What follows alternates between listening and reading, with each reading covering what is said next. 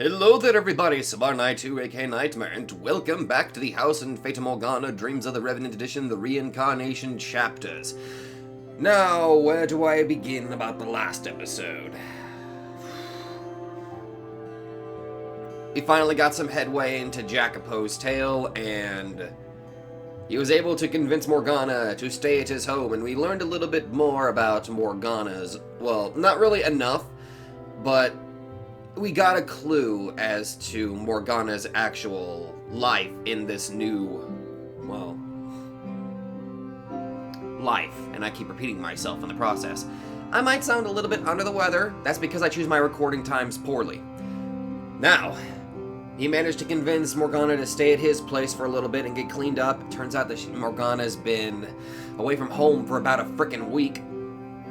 Good lord. And unfortunately, the scars still... yeah. I think symbolizing, I believe that those are the... the story pretty much tells you that those are the scars that Jacopo left. So, while a good portion of the pain that she once had is gone, it seems like the scars that Jacopo himself had left are still there, and they're far too deep to just be, you know, healed instantly. I'd gotten dressed, washed my face, brushed my teeth, and made breakfast. It was about time to head out to work. I assumed she would have been up by now, but the girl had yet to emerge from my room. 置き手紙でも残して先に仕事に出ちまえばいいだけの話だろうが、なんでわざわざあいつを待っているんだ、私は。いや、しかし、朝起きて誰もいないというのも、それはそれで困るかもしれんし。True. かといって、勝手に寝室に入るのもな。万が一、着替えの最中だったらどうする？ Equally true, you do not wish to intrude upon a lady. 何を悶々と考えているのだ。だいたいここは私の家だぞ。自分の寝室に入って何が悪い。そもそもあの娘が寝すぎなのがいかん。Buddy, do you want there to be a misunderstanding? よし、そうと決まれば叩き起こしに行くぞ。おい、私だ。入るぞ。いいか？断じて変な気は起こしていないからな。ただこのままだと朝飯が冷えてまずくなると思う。部屋の前で何をしているんですか？ Hi. 急に出てくるな。全く気配を感じなかったぞ。君は亡霊か何かか？ She must be pretty darn good at that. 失礼ですね。ちゃんと両足がついているでしょ？ I mean, yeah. まあそうだな。それはともかく、君案外と寝ぼすけなのだな。ああ、いや、責めているわけではないぞ。つまり、よく眠れたようで何よりだ。寝心地は悪くなかったかね。なんだか変な感じでした。Well, yes, you were kind of sleeping in my bed. I imagine it would be strange if you suddenly decided to sleep in the bed of a man who drug you to his apartment. You know, whenever you point it like that, I should actually call the authorities. 変？何かまずいところがあったか？洗っていない犬のような匂いがしました。Okay, no, first off, You said it smelled nice. I was lying. は？待て、シーツはきちんと洗っていたはずだぞ。それとも、まさか、私の匂いがきついとでも？今のは昨日の仕返し。What the hell? 根に持っていたのか。Yeah, I guess it did. You did say that she stunk, so... しかし、今笑ったな。昨日とは少し印象が違うな。気のせいかもしれんが。That is a very familiar smirk. 何ですか？じろじろと人の顔を見て。いや、なんでもない。早く朝飯を食うぞ。そろそろ仕事に出なければならんのだ。What about her clothes? They should be done by now. I mean, again, if you're thinking about washing and drying, realistically, it would only take... Well, actually, it depends if you're separating the colors and the whites and the socks and the undergarments and all that stuff. And actually, I think my job is starting to shine a little bit too. Can you tell I miss my job working at a laundry? 土曜日なのに仕事ができない人なんですか? What? No, I... 逆だ逆。他の奴らが仕事をせんから人の3倍はこなしているだけの話だ。They're all so damn incompetent that I can state this in red. What? そうですか。学校の場合は成績が悪いと居残りをさせられるので、てっきりダメな人なのだと。Unfortunately, in the adult world, usually when you're given more work, it means that everybody else is much more incompetent. Oh. Quite the reverse, really. 朝っぱらからよくもまあ皮肉を言うもんだ。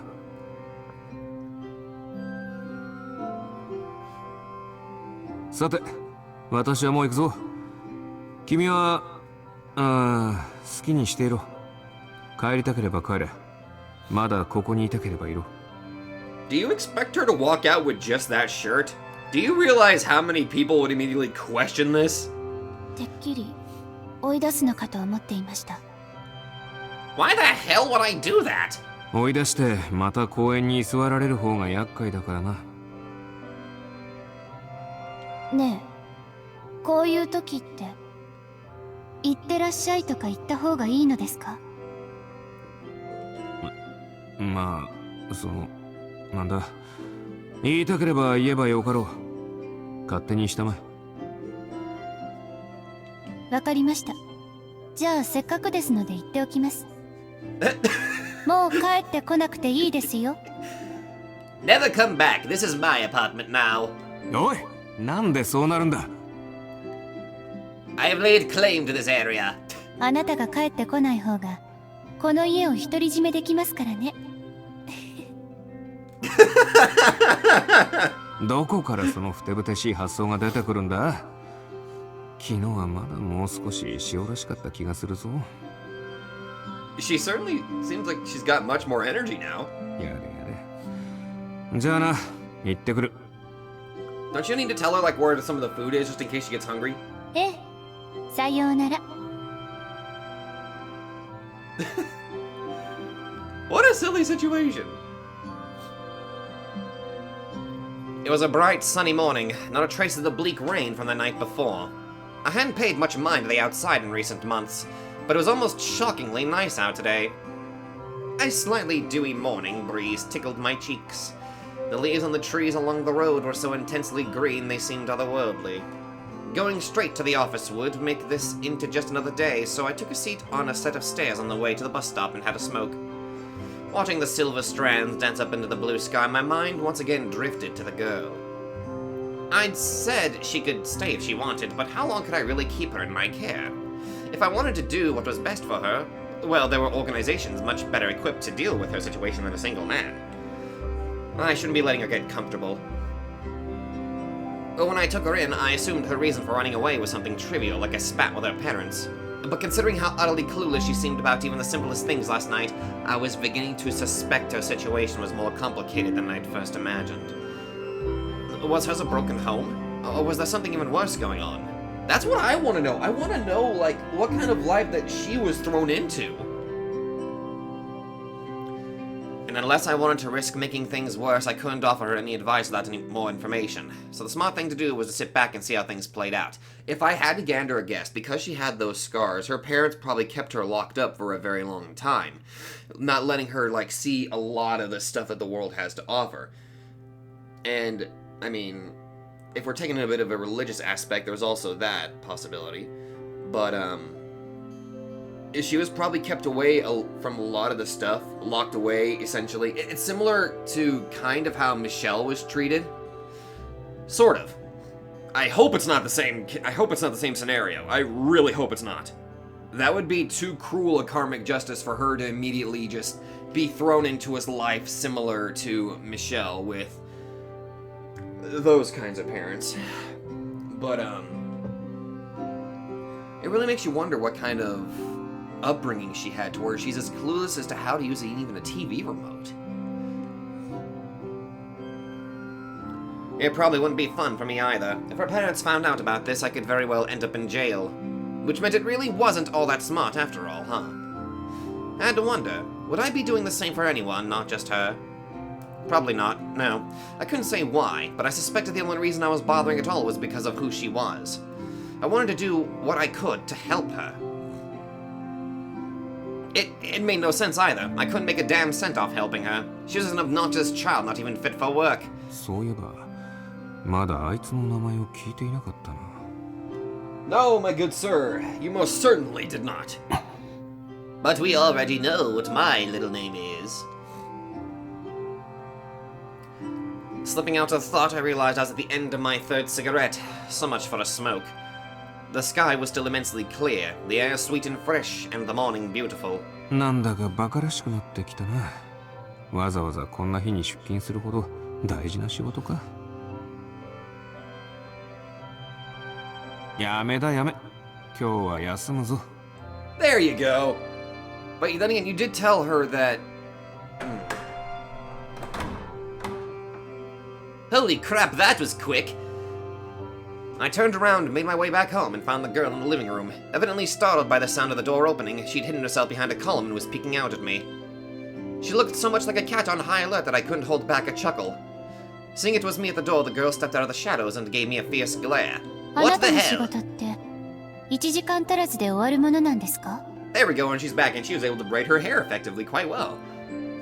Also, we kind of ruined her day because I was going to have this entire apartment to myself, and then you just had to waltz right back into the home. 有能なものでな。30分もあれば1日の仕事が片付くのだ。まあ冗談だが、今日は中止にした。そんな簡単に中止してしまえるものなんですか？ There is a thing such as paid holidays and PTO. もともと出世と給料のために休日を犠牲にしていたものを普通の状態に戻しただけの話だ。Huh. まあ、向こうは私が働くのを当てにしているだろうから、休日明けは面倒なことになるかもしれんがな。Well, if anything, you can find by you leaving, you can immediately kick all those guys' asses and get them to actually do their job, so you're not constantly with a mountain of paperwork and shit. それで普通の状態に戻して何をするつもり？ Well, I figured it's a nice day, so. そりゃそうだな。ああ、散歩にでも行くかね。私と？言っておくがな、休日を取っているのは君のことを気にしているからではない。単純にこんないい天気に仕事に向かうのがバカらしくなっただけだ。To be fair, it's better than walking around in the middle of the rain, wouldn't you think? だから散歩に誘ってみたのもついででしかない。買い出しの用事もあるしな。だが部屋にこもって不健康な過ごし方をするより少し歩いた方がいいだろう。君はあんまり日に当たっていなさそうな病弱そうな顔をしているからな。肌も随分と生っ白い。Oh, the amount of times I've been told that. 日光なら公園にいた時に嫌というほど浴びましたし、色が白いのは生まれつきです。散歩がしたいなら勝手にすればいいでしょ。Yeah, that and I'm also naturally pale, so. そう言うだろうと思ったよ。わかった。じゃ、また後でな。行かないとは言ってないわ。バカ。あ？今何か言ったか？勝手にすればいいと言いましたが、一人で行けとは言っていません。買い出しもするんでしょ。荷物を持つくらい手伝います。There we go. 何よ、その目。I wasn't expecting something nice from you. Okay, you know what? Go fuck yourself. いや、素直じゃないやつだなと思っただけだ。手伝いますか？そうかそうか。何なのよ。あなただって全然素直じゃないくせに。言っておきますけれど、昨日のお礼に買い出しを手伝うだけですから、あなたと一緒に散歩がしたいわけじゃないんです。Okay. わかったわかった。そういうことにしておこう。じゃあ、行くか。Okay, now there, look at that. That's a nice soft expression from Jack. Jack. I'm calling it Jackapo. I don't care if it's pronounced Jackapo. God damn it. やっぱり行くって言わなければよかった。You're the one who wanted to go.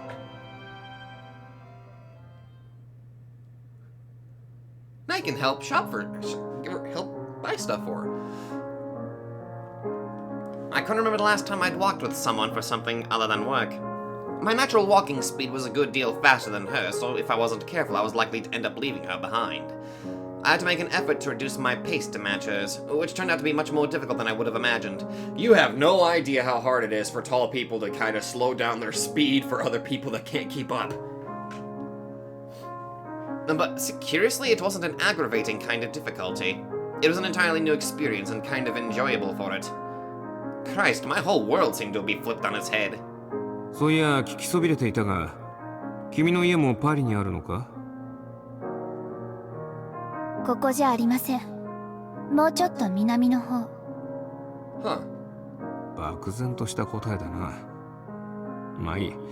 突っ込んだ話は聞くまい。つまり、パリには不慣れというわけだな。なら、適当に案内でもしてやろう。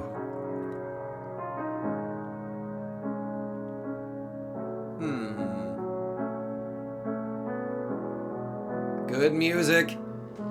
Despite her insistence she was only going to help me with my shopping, the girl made no objections to the detour. First, I took her to the Champs-Élysées, one of 12 avenues that meet at the Arc de Triomphe, perhaps the most recognizable monument in all of Paris. The Arc, constructed in the neoclassical style, sits at the center of the Place Charles de Gaulle, formerly known as the Pla de I can't French! As we approach the Arc, its full proper name, the Arc de Triomphe de l'Etoile, I decided to tell her a bit about its history. The monument was commissioned by Napoleon to commemorate his victory in the Battle of Austerlitz, which took place not far from a town now known as Slakov-i-Brina in the Czech Republic. However, its construction was a rather troubled process, and he did not end up living long enough to see it completed. After a few minutes, I realized I was just rattling off unimportant trivia and probably boring the girl to death. But much to my surprise, she was listening quite intently. She seemed against all odds to have actually been enjoying our sudden sightseeing tour. But when I asked if she wanted to climb the Arc, she gave me a disapproving glare and muttered, "I prefer quiet places." And that made things quite difficult, as Paris was always teeming with tourists. Our options were to either head somewhere on the outskirts of the city or find a small park tucked away somewhere tourists were unlikely to stumble on. Maybe that was why she had chosen that park to stay in. So instead of going anywhere in particular, we just wandered around the city a bit, stopping by to look at a few of the churches we passed.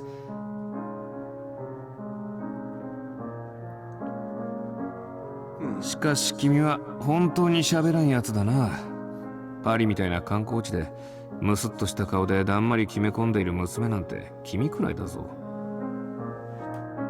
よく喋るような人と歩きたかったら、そもそも私を誘わなければいいでしょ。あなただって口を開けば文句ばかりのくせに。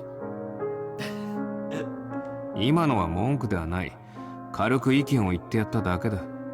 Trust me, if you want me to gripe, I'll tell you all about my job, but I'm pretty sure you don't want to be sitting through that. ああ、そう。軽くね。それで次はどうするんですか？そうだな。どこか行きたいところはあるかね。今なら聞いてやらんこともないぞ。またそうやって偉そうに言う。行きたいところはよくわかりません。静かなところならどこでもいいです。さっきからそう言うがな。静かな観光地なんて思い当たらん。歴史的建造物の周りにはだいたい自撮りでピースしている連中がわらわらいるもんだ。You mean those selfies? I find those to be utterly annoying. Oh. Well, at least we're both on the same page on that one. 別に観光地じゃなくても私は観光したいわけじゃありませんから。To be fair, you never objected. なら何がしたいんだ。具体的なことじゃなくていい。とりあえず行ってみてくれんか。別に何も。そもそも今だってあなたが勝手に私を連れて歩いているだけじゃないですか。最後まで好きにすればいいでしょ。My God, girl, you're so indecisive. あのな、そういう言い方はないだろう。こっちはこれでも気を使ってやってんだ。Oh, and you expect me to be utterly grateful? Oh, thank you, whatever. Is that what you wanted? Okay, you know what? Nah, fuck it. せっかく休日を使って街を案内してやってるのに、ちょっとは楽しい顔でもしてみせろ。まったく可愛げのない。それはあなたの押し付けでしょ。私が頼んだのならまだしも観光がしたいなんて一言も言っていないわ。ああ、そうだったな。全部こっちが勝手にやって君を振り回しただけだ。悪かったな。こう言えば満足か。くそ。そんな顔するな。怒りたかったわけじゃない。私はただ君が楽しんでいたらいいと思って。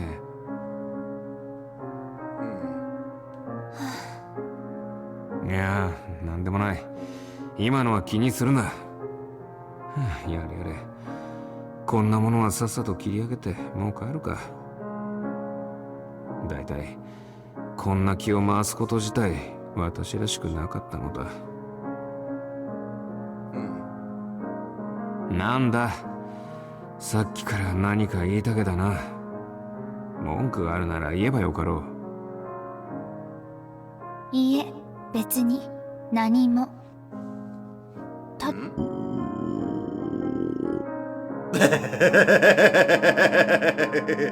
Somebody's hungry.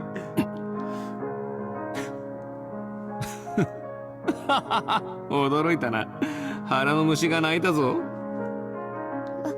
笑わないでください。私だって鳴らしたくて鳴らしたわけじゃ。それに違うのよ。普段はこんな。わかったわかった。そうだな。普段はそういうキャラじゃないのだろう。考えてみれば昼時だ。こっちの気が回らなかったな。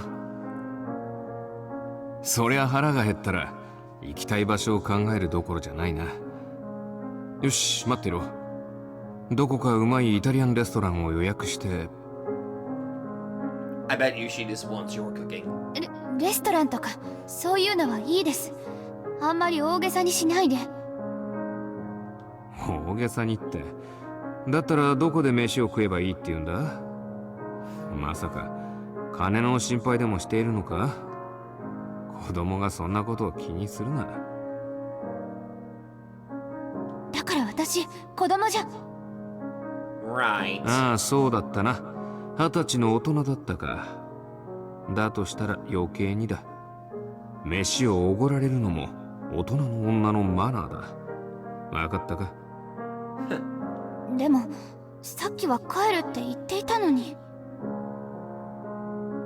腹が鳴るくらい空腹なら今すぐ店に入った方がいいだろう。材料を買って帰宅して料理をして、そんなことをしていたら君が餓死する。Fair point. しません。もうわかりました。ついていきます。怒ったり笑ったり忙しい人なんだから。でも本当に小さなお店でいいんです。人がたくさんいるようなレストランは好きじゃないから。Nah, I totally get it. まあそういうなら構わんがな。君はやっぱりどこか変わっているな。しかし小さな店といってもなかなか。Wait a minute. No. Are they going where I think they're going? Oh my god, they are! Right as I was about to say we wouldn't find something without a bit of looking, I caught sight of a sign in a little alleyway. It was a cafe so far out of the way as to be nigh unnoticeable. Perhaps they simply couldn't secure a better location. Paris was a war ground, after all. Oh my god, yes. The trio reunite. Please! It was going to be near impossible for them to draw in customers, and for that reason exactly the kind of place the girl was looking for. After asking if she wanted to check it out, we turned into the quiet alleyway. On the sign outside the cafe was a handwritten lunch menu. Nothing about it drew the eye at all. I wondered if they even wanted to attract customers. Through the window, I could see a single waitress sitting with her elbow on the counter and her chin resting in her hand. The lighting was poor and the decor several decades outdated, and not in a classic vintage way, but poor anachronistic taste. And above all, it was barren, at lunch on a weekend, when it should be at its busiest. Frankly, on my own, I would have never given the place a second look. Clearly, something must have been wrong with it for no one to be there. And perhaps the food was dreadful in addition to the poor aesthetic sense, or maybe the coffee was undrinkable sludge. I was getting ready to turn around and look for somewhere else when... ここにしましょう。人もいないですし、静かで良さそうなところです。Yes! And then she marched straight into the cafe, paying me no heed.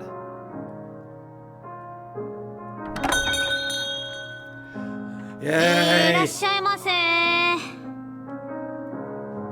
The waitress sounded like she would rather be anywhere but here, hardly an attitude befitting someone of the food service industry. おい待て。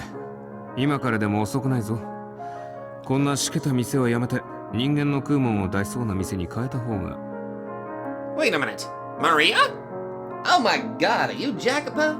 はあ、ちょっといいくら客だからって店に入ってそういう言い方はないんじゃないのって。はあ、あんた昨日のやつじゃんか。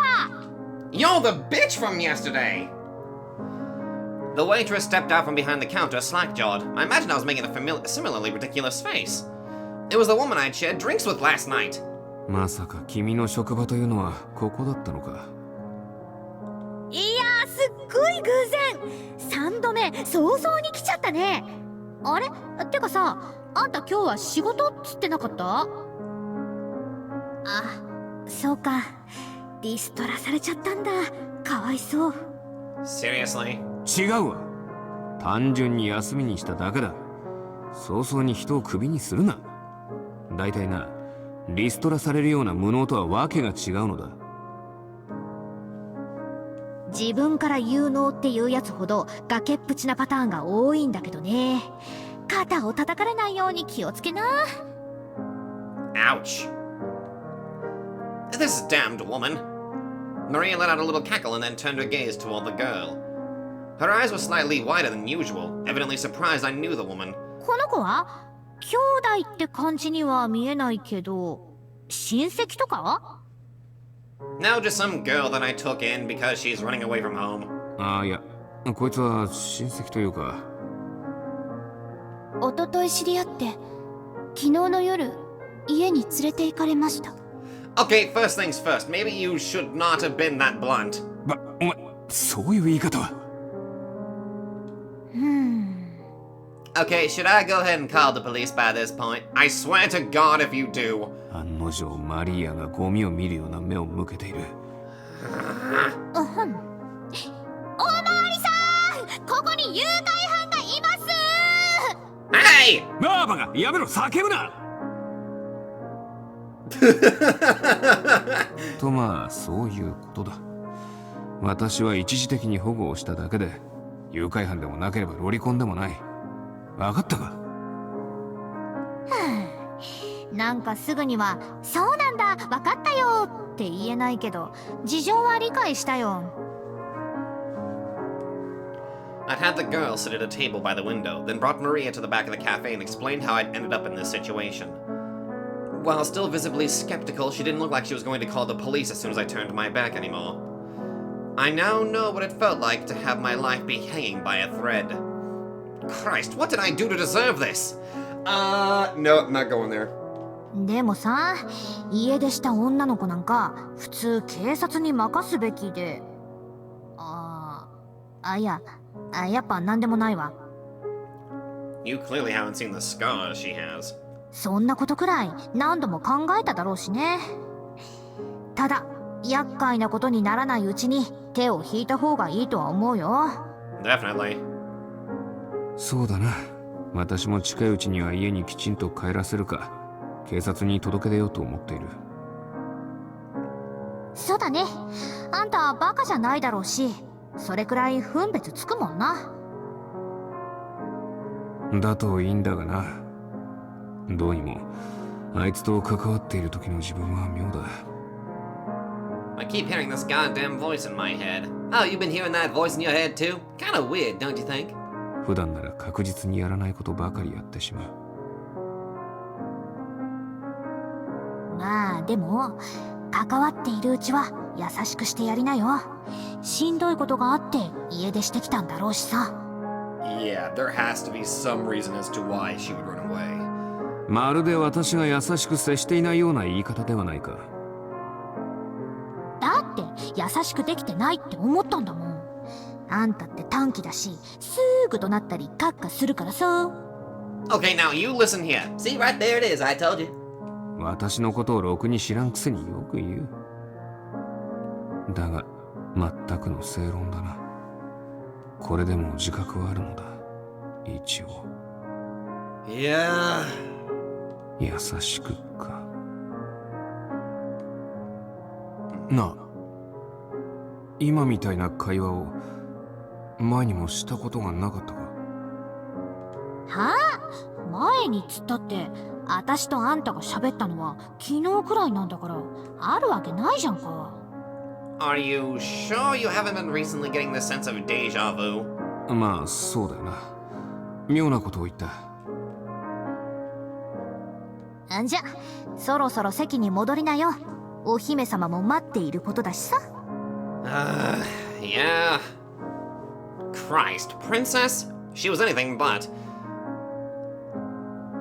お話はもう大丈夫なんですか？ああ、なんとかな。というか、君があんなことを言うから誤解を招きそうになったのだぞ。I was actually just being blunt. あんなことって言われても間違いなく事実じゃないですか。事実だけを抜き取りすぎだ。だいたいあのまま通報されて私が警察に連行されたらどうするつもりなんだ。その時はそうね、ご愁傷様。 Precisely. お前な、少しは人のことを考えろ。こんなにあれこれしてやっているのに感謝の一つもせず。 Oh, there's your temper again. 優しくしろと言われたばかりじゃないか。すぐにイライラしてどうするんだ。そうだな。何が食いたい？好きなものを頼んでいいぞ。遠慮はしないでいい。 Go for the linguine. じゃあそうですね、サンドイッチ。そんな簡単なもんでいいのか？ケーキだとかジュースだとか他にも何でも追加していいんだぞ。 You can literally have yourself a bit of a smorgasbord. Go right ahead, girl. なんか気持ち悪い。急に何なんですか？悪事でも企んでいるの？企んどらんわ。人が優しくしたらすぐこれだ。あんたってイタリア人のくせに本当に女の扱いがなっちゃいないよね。人種間違えてない？ Okay, listen up here, you. 間違えてない。もういい。どうせこんな店だ。大したものも出てきまい。適当に何か持ってきてくれ。 Wait, what about my sandwich? You're getting whatever the hell she brings out of the kitchen. あんたね、これから料理作るやつに向かってそういうこと言う？ Oh my god. 事実だろうが。いいかね。飯がうまい店っていうのは店構えもそれらしく気を配っているもんだ。 Y'all better hope I don't freaking spit in your food, boy. それがどうだ。店内を見回してみろ。家具も寄せ集めばかりでセンスのなさが露呈しているぞ。 I like how it looks. 人が来なければ利益が出せん。利益がなければまともな食材も集められん。負の連鎖ではないか。Ouch. なあ、うっさいな。ぐちぐち言うなよな。だいたい仕方ないじゃんか。ここの年寄りオーナーが思い入れがあるっつって家具も何もかも置き換えないんだ。あたしのセンスじゃないよ。Hello there, you two. I am quite starving at the moment. なるほど。老人の道楽の店か。それなら店があるのも多少は納得する。しかし、よくこんなところで働いているな。ちゃんとお金は払ってくれるし、待遇は悪くないよ。こんなところって言うけど、あたしにとってみたら素敵なところさ。まあ不満があるとしたら、あまりに退屈すぎるのと、いつ店が潰れるのかわかんないってとこかな。売り上げうんぬんじゃなくて、あのオーナーもいい年だからさ。あと、あたしの話はいいか。Which, funnily enough, this kind of puts me in the mind about the actual old man who's running this cafe. If he's getting up there in age, he probably just wanted to have, like, maybe it was something that he always dreamed of as a kid, owning like a small cafe or something like that, and that's why he tried to do it his own way, if I had to gander, I guess. じゃあオーダー通りあんたの分は適当に作ってくるわ。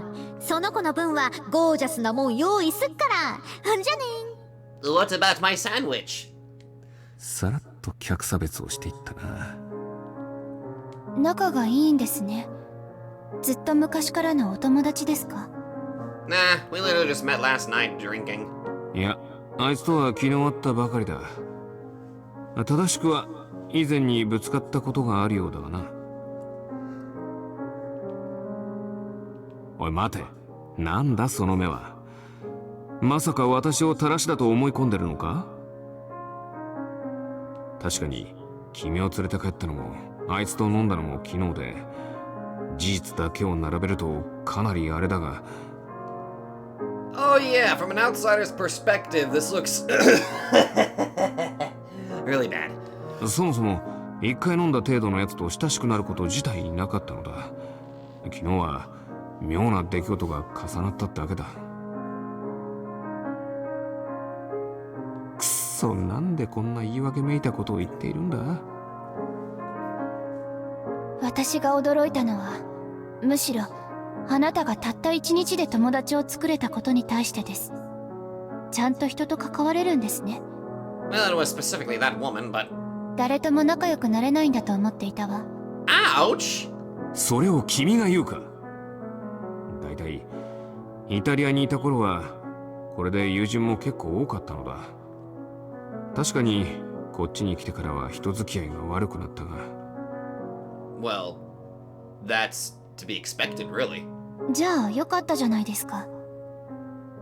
あの人、きっといい人です。Brutally honest and cheeky to a fault, Maria's a hell of a character. まあそうだな。おおむね異論はない。君もあいつと友人になっておけばどうだ？何かと助けになってくれるだろうさ。君もいろいろあるようだからな。What are you implying by that? そうね。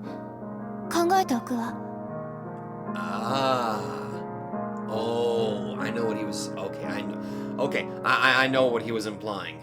マリアが相手なら随分素直なんだな。相手が同性だからかもしれんが。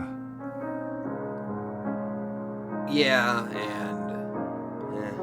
ひょっとしたら私があだこうだ言うよりもマリアから言ってもらった方がいいのかもしれない。If it involves the three of you interacting more, I'm totally for it.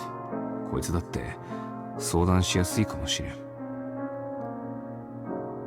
なになに、もしかしてあたしの話？ Maybe, but how's our food? いきなり出てくるな。なんだ早いな。もう出来上がったのか？ Nah, I just put that shit on the grill. I'm just waiting over here and just kind of listening to you. 先に飲み物を持ってきてやったんだよ。はい、こっちがあんたのためのインスタントコーヒー。Oh god, で instant. こっちがこの子のためのめちゃくちゃいいカモミールの葉を使ったハーブティー。 Oh, there we go. 格差が分かりやすすぎるぞ。 Ouch. カモミールのハーブティー。あれ、もしかしてハーブティーとか嫌いだった？こういうの癖あるもんな。変えてこよっか？いいえ、大丈夫です。むしろ好きなような気がする。飲んだことはないんですけど、なんだ Oh. か懐かしい。 Oh. え？飲んだことがないのに懐かしいって矛盾してんじゃんか。変なこと言う子だね、あんた。あ、まあ嫌いじゃないならいいや。 Bonus points for Marie. Ah. お茶だけだとなんだし、ついでにクッキーもつけとくね。たくさんあるし、もっと欲しかったら言っていいかんね。 Congratulations, Marie and Jacopo are your parents now. 他にも欲しいもんがあったら何でもいいなよ。子供は遠慮するもんじゃないんだからさ。 Although, something tells me that she would definitely probably prefer Michelle and Giselle being her parents. こいつは子供扱いされるのを嫌っているんだ。きっと不機嫌そうな顔して子供じゃないと言い張るぞ。 No, I specifically hated when you called me a child. ありがとうございます。よくしていただいて嬉しいです。 What the hell? え？ Huh? あんた素直でいい子だね。こんな子を相手にしているのに、ヤコポのやつは仏頂面でぶつくさ文句言うんだからな。どうかしてるよ、まったく。私の前では全く素直でもいい子でもないのに何なのだ。じゃあ私はキッチンに引っ込むから、すぐ作るから待ってて。つってもカフェの規模じゃ大したもんは出せないけど。賑やかで明るい人ですね。 Definitely. ああいうのは賑やかじゃなくてうるさいというのだ。だいたい賑やかなのは嫌いではなかったのか。得意ではないけれど、彼女の明るさは嫌いじゃないわ。 It is. そうかね。やっぱりマリアに手を貸してもらうのを考えるべきなのか。Uh-huh. なあ君。何ですか？ She didn't have to force herself to stay with me. She could always put herself under Maria's care instead. It would probably be less awkward for her there, too. I could even propose it to her myself if she didn't feel comfortable. I knew what I should say to her, but the words wouldn't come out. The idea of leaving her in someone else's care was repulsive to me on a deeply base level. And I had no idea why. Where the hell were these feelings coming from? I barely even knew the damned girl. Why should I care so much? It didn't matter who looked after her, and in fact she'd be better off with someone else. Yet I felt as though if I let go of her, entrusting her to someone else, then we would never be this close ever again. Wait, we would never be this close ever again? That made it sound like I wasn't caring for her because she needed it, but instead using her problems as a way to prop myself up. Some sick search for self-satisfaction. どうしたんですか？声をかけたきり黙り込んで。あ、いや、少し考え事をしていてな。何を言いかけたのか忘れてしまった。きっと大したことではないんだろう。Huh. そういう割には随分と難しそうな顔をしていましたけれど。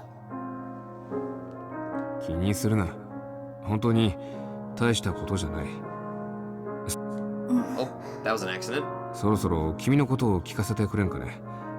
どうして公園にいたのか、家はどこなのか、何があったのか。Now here's the question, is she actually going to tell? 何も言えないのか。ま、無理には聞かんが、私の話を聞いてどうするというの？ What? どうするって、別にどうもしない。ただ事情がわからんままでは助言もできんし、解決方法も検討できない。私、最初から助言なんて求めていません。あなたに解決してほしいとも思っていないわ。そうだな。そう言うだろうとは思った。なら余計なおせっかいはしないから、君のことを教えてくれ。どうして？私のことを知って何の意味があるの？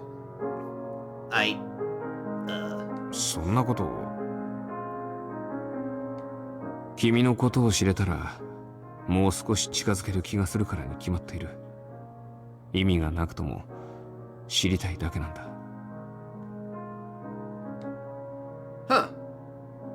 そんな歯の浮くようなセリフを言えるか。君のことが知りたいだけ？バカな。That is the question. Did you actually think about that, or did you accidentally say it out loud?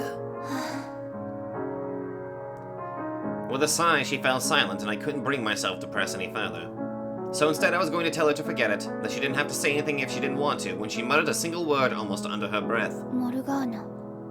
There we go! 今なんて言ったんだ？だから、モルガーナ。私の名前、まだ言っていなかったでしょ。Now, is this name going to trigger something? そうか。君はモルガーナというのか。なんだ、いい響きじゃないか。それにその名前、君もイタリア系なんじゃないか。わかりません。少なくとも私の母はフランス人ですし、私もフランスで育っています。ただ。She hesitated. I urged her on with a look, and after a few moments, she reluctantly continued. 実の父はいなくなっているんです。私の記憶がないくらい小さな頃に。だからもしかしたら父はそちらの人なのかも。そうだったのか。その父親に会いたいと思うか？どうでしょう。顔も知らない人同然ですから。これといって特別な思いはありません。むしろ。Now, いえ、なんでもないわ。I think one reason that she may not even want to meet her father is possibly due to some lingering resentment. Like, she probably thinks that her father pretty much abandoned her and her mother, possibly. But then again, I still don't necessarily understand the entire situation with her mother, but I did learn a little bit that her mother is indeed French. She fell silent once again, leaving the "in fact" hanging in the air. I gave her another I see and didn't press the subject any further. I did, however, feel like I'd gotten a glimpse into where her isolation came from. しかし、思わぬ接点ができたな。私のことをイタリア人らしくないと言ったが、君も似たようなものじゃないか。うるさいわね。自分の性格くらい分かっています。というか、なんでちょっと嬉しそうなの？別に。ただ、ひょっとしたら君と私は同じ景色を見たことがあるのかもしれない。と思うと、親近感めいたものが少しだけ湧いてな。故郷、好きじゃないんじゃなかったの？何もないところだって文句を言っていたじゃない。ああ、覚えていたのか。そうだな。確かに故郷の親族絡みは好きではない。厄介なことが多くてな。Fair enough. ただ、景色に関してはいい部分もある。何もないと言ったが、あの島の海に囲まれた美しい自然は今でもよく覚えている。I imagine it must have been a very beautiful view. あれは嫌いではなかったな。それからもうどこにあるのかも覚えていないが、黄金の海のような小麦畑もあった。Oh. Is it that golden wheat field? あ、いや、小麦畑は故郷ではなく夢の方だったか。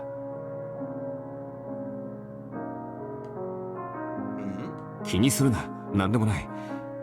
つまり美しい景色もあるということだ。そう、見られたらいいわね。私もその景色を。Well, I was kind of hoping that she would bring up the fact that she did have a similar dream, but you know, she hasn't got to that point where she might want to talk about that. 見られるだろうさ。飛行機を使えば3時間足らずだ。今や世界で行けないところなんてほとんどない。なんだったら連れて行ってやろうか。え、あなたが私を？ Again, only if you wanted. 今のは深く取れんでいい。どうせ君は外のこともろくに知らなそうだからな。いろいろな世界を知るのも社会勉強とやらになるだろう。だから教えてやるのも悪くないと思ってな。The funny thing is, he's talking about Italy, but that's like the #1 place that I want to at least go to in my lifetime, you know? For many reasons. 気を返したか。そう、あなたが私にいろいろと教えてくれるというのね。まあ、検討しておきます。There we go. 検討するようなことなのか。It's working. It's working. You're doing good. You're doing good, pal. ただ一周されなかっただけ。初対面の時に比べたら大進歩だ。それに少し笑ったか。Don't point that out because she might get a little upset. 笑った顔の方がずっといいな。できればもっとはっきりとした笑顔を見たいものだが。何なんですか？じろじろと私の顔を見て。顔に何かついてますか？いや、君はずっと仏頂面をしているからな。もう少し笑ってみたらいいと思ってな。その方があれだよ。そこそこ見られる顔になると思うぞ。Are you serious? は？あなた、本当に失礼で最低な人ね。You did choose your words poorly there, dude. どうして思ったことをそのまま言えないんだ、この口は。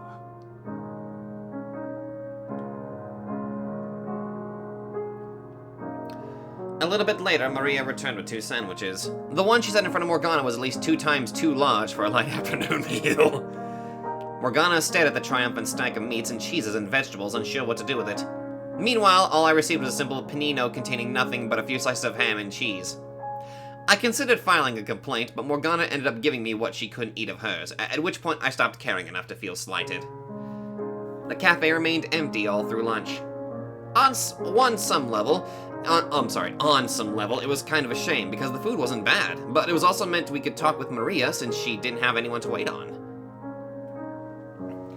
As a dining establishment, it was indisputably a failure, but it couldn't have been a more perfect location for us. It's a nice place. Time seemed to pass faster than it should as the 3 of us talked. Morgana didn't speak much, but she never once seemed bored, sometimes even giving a little laugh at something Maria said. And then the next thing I realized, the sunlight shining through the window had turned orange. Never before had I spent so much time in a cafe. Usually I only stayed long enough to inhale some caffeine or calories. The very idea of relaxing seemed like a negligent misuse of time to me. But this was probably how you were supposed to patronize these sorts of establishments. So relaxed and refreshed, we decided it was time to head home. As we got up to leave, Maria gave me a disappointed pout and said, もっとゆっくりしていけばいいのにさ。また近々寄ってよね。私絶対暇してると思うし。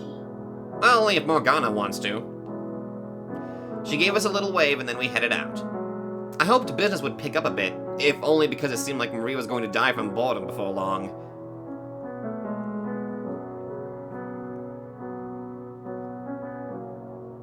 That was nice. I got what I wanted, just the three of them hanging out, and that makes me happy. With that, our sightseeing tour came to an end, and we went to take care of our original goal, shopping.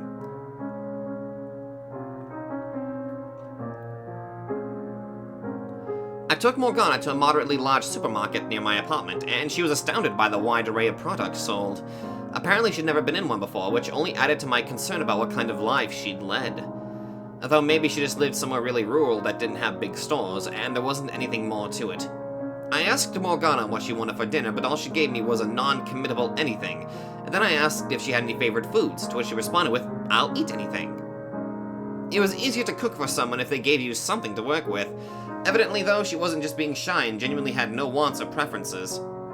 Add to that how thin she was and how little she seemed to eat, and I began wondering if she'd ever even had a proper home-cooked meal. She obviously wasn't the dieting type either. In fact, when Maria had brought her that oversized sandwich, she'd tried to force herself to finish it. She gave off the impression of a nun who'd lived her entire life cut off from earthly pleasures. Which is terrifying. I mean, I don't know. Or perhaps a saint forbidden from indulging in worldly desires. I hope that one day I might be able to hear her express some kind of desire. Be it something she wanted, some food she craved, or some activity she was interested in. Maybe one day. When we were done at the market, we went to the bookstore to buy some movies. However, most of what they had on the shelves was of the top 10 bestsellers variety. Wait, the bookstore to buy some movies? To be fair, bookstores do tend to sell some movies sometimes.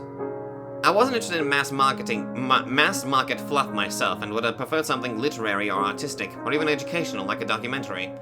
But I knew I wasn't going to find that at a common neighborhood bookstore. Being mass market didn't automatically make a film bad, mind you. It required great talent to write and direct something capable of resonating with so many people.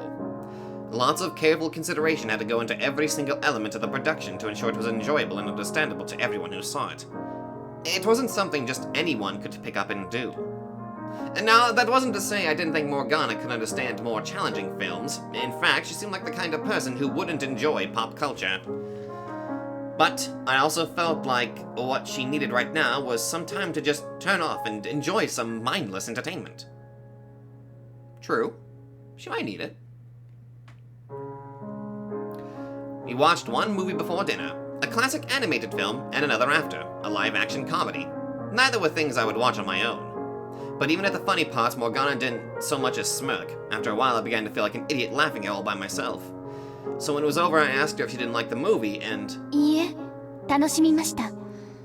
あの役者たちは自分を犠牲にしてまで周囲を笑わせようとしていますね。Huh. 非常に尊い行いだと思いました。I can kind of agree with that. Her response was utterly baffling. Who watched movies for that? それからあなたが役者の演技についてああだこうだと言ったり、あのモチーフがどうだとか、監督の前作がどうだとか、いろいろな話をしてくるのが少しうるさかったです。Well, I'm sorry, jeez. I won't talk during a movie again, you can be sure of that.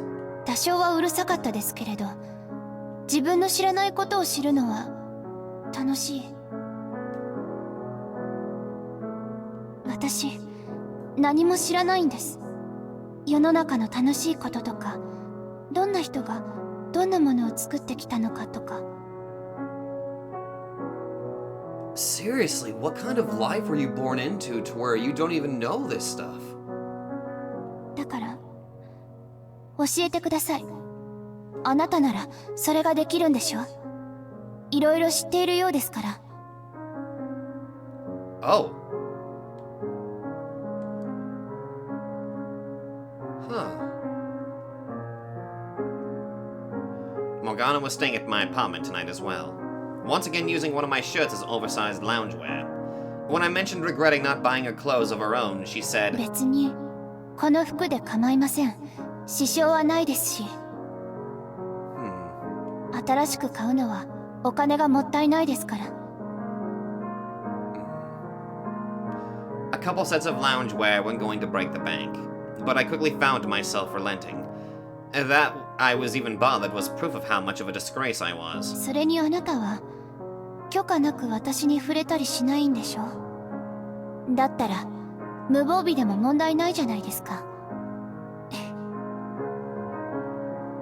Christ, this girl was devilish. Also, for some reason, she kind of reminds me of Makise from the way she looks in this anime-esque art style, you know? 私がもし普通の娘だったら、お父さんがいるはずなんです。Play it. Play the theme. I know it's not the lyrical version, but ugh. 夢だと思っていたけれど、お母様、いえ、お母さんが夜中に独り言をこぼしていたことがあって、それが真実なら、私の父は流浪の民なんです。Oh. どこの誰とも知らない男。Oh.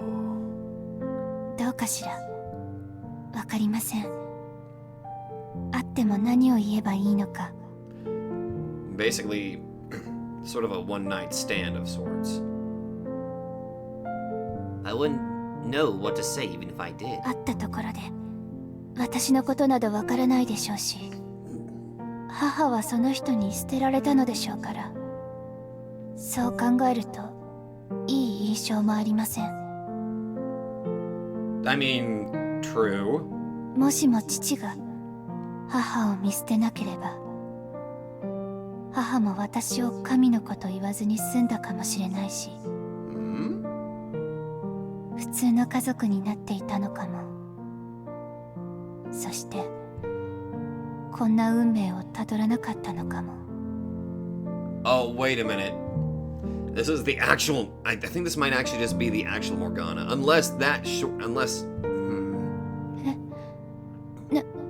なんでそんな乱暴なことを考えるんですか。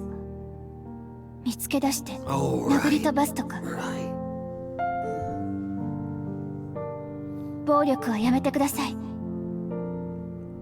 それがもしも私のためなのだとしても、暴力はもうやめて。私、一応分かっているつもりです。あなたが前に言ったこと。力がなければ踏みにじられてしまう。あなたが子供の頃も、私が幼かった頃も、力がなかったから抵抗できなかった。でも、それでも、やめてください。私、もう、あなたの力が弱いとは思っていません。いいえ、むしろ、あなたの手は何人もの命を奪えるくらいに強いのだと、本当は分かっているんです。最初から分かっていたんです。でも、だからこそ、その手でもう誰かを傷つけないで、その手で誰かを殺めるのももうやめて。絶対ですよ。約束を破ったらあなたのこと嫌いになりますから。 Damn, it doesn't matter how many times I hear this. It always hits me. え、つまり今は好きなのかって。あなたバカなんですか。こんな時に本当にくだらない質問。答えるのを待っているんですか、もしかして。答えるわけないでしょう。何なのよ。じゃあ言ってあげます。私、あなたのこと別に好きじゃないわ。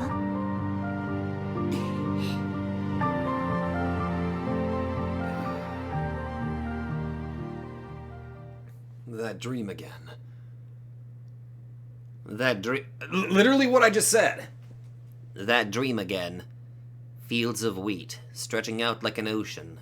Talk about my unseen father. Hadn't almost the same thing come up this afternoon? Could it be a coincidence? In the dream, there was someone standing before me. A silhouette of a man, his face imperceptible. But whoever it was, they meant a lot to me. If only I could see them again.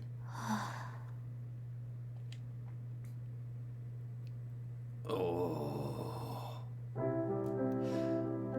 Morgana spent the following day at my apartment as well. It was a sunny Sunday, and we started it with a walk. Well then... Yes! Go to the cafe! Took a brief detour to the cafe Maria worked at.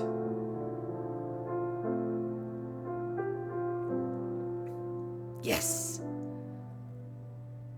Did some light shopping.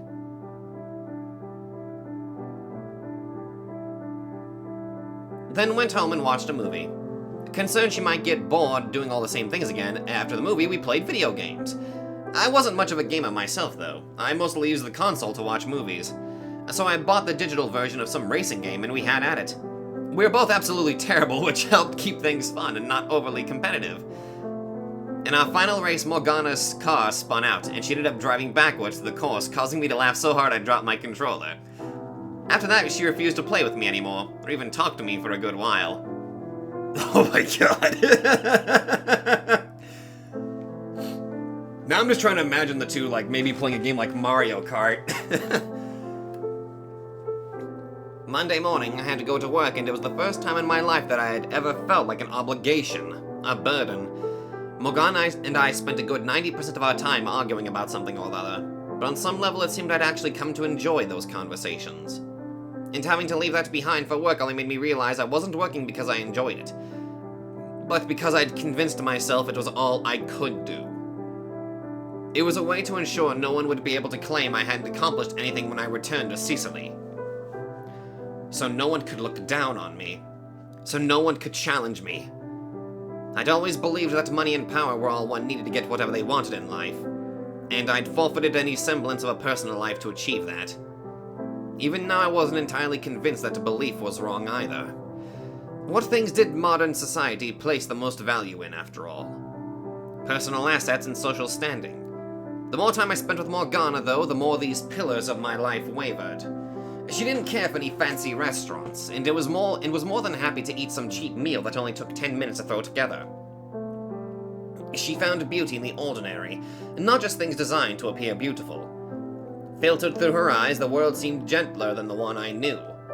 It was especially curious as she herself was anything but gentle, mercilessly sharp-tongued and aggressively aloof. Understatement! Yet because of her, the wind on my cheeks felt warmer now. It put my heart at ease in a way that I couldn't help but think I'd felt this way before, long, long ago. That it wasn't arbitrary. That there was an explanation for the peace she provided me. Those cars have been there the entire day and not once did they move. I stopped doing regular overtime at work. Where before I had written everyone off as unreliable and useless, deciding it would be best to simply handle everything myself, I started delegating some of that work back to my subordinates. Everyone was shocked at the sudden change in my demeanor, and many were upset at the reduced efficiency that resulted from it. But it was their work to begin with, so they had no grounds to complain. People were going to be talking about me behind my back. That much was inevitable when their workload increased. Even more so considering I was already disliked for how often I yelled at and chewed people out. But I didn't have time to bother myself with other people's opinions. Before, I might have been worried it would affect my prospects of promotion, but now I wasn't especially concerned. I was doing what I needed to do and not a single thing more. My priority now was getting home as quickly as possible, so I could teach Morgana about the world. Oh! And then, before I realized it, 2 weeks had passed since I'd taken her in on that rainy night. Oh! Still, she was staying at my apartment. Sometimes I'd asked her with a sigh, When are you planning to go home already? To which she'd respond, puffing her cheeks, "You're free to kick me out whenever you please." Except I couldn't, which is why we were in this situation in the first place. Did she challenge me knowing I wouldn't call her bluff? That I didn't actually want to throw her out anymore? Over the past couple of weeks, I'd bought more books and movies than I could count so she could keep herself occupied while I was at work. And shocking even myself, I'd given her a spare key as well. Something was clearly loose in my head. Doing things for her made me feel good, though. And as insane as I rationally knew I was, I couldn't fight how it made me feel. Over and over again I argued with myself, but never once did good sense win out. I must confess I had grown quite fond of this new life. 2 weeks, and her mother still hasn't made an attempt to look for her. I think. Possibly. It was a Thursday, a little over 2 weeks since I'd met Morgana. The first day, all I'd managed to do was force an umbrella onto her. Never could I have imagined from that encounter that we'd effectively be living together soon after. Not enough time had passed to really reminisce about how far we'd come, but nevertheless the change was undeniable. くそ、もう8時半だ。やはり連日定時で上がるのは厳しいな。8時半で遅くなったか。随分な変化だな、まったく。I feel you, dude. あいつは先に飯を食っているだろうか。まさか待っていたりはしないだろうな。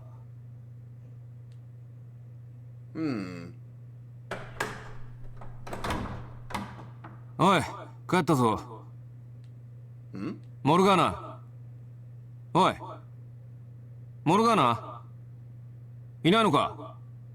Uh-oh. Uh-oh. Oh, crap.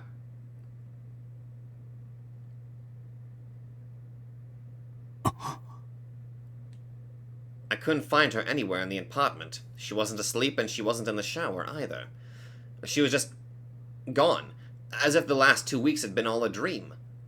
We weren't family, nor were we really living together, but I'd gotten so used to having someone there to snark at me when I got home, that it felt off to be greeted by silence. She probably wasn't she probably, I don't know. You did do overtime today, so... My first thought was that something had happened to her. She was hurt or in danger.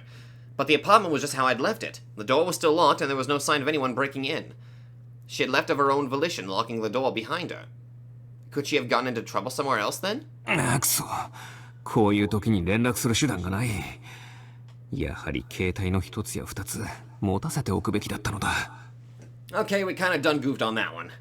外に探しに行くか、それとも警察に。Yeah, how the hell is that gonna go? Hello, police! There's a girl that I took in recently, and after 2 weeks she suddenly disappeared. I need your help. What? Underage? Slow down. Why was I acting like she needed to be here when I got back? After how many times I told her to get out? I've never meant it as anything more than banter, but how was she supposed to know my intentions?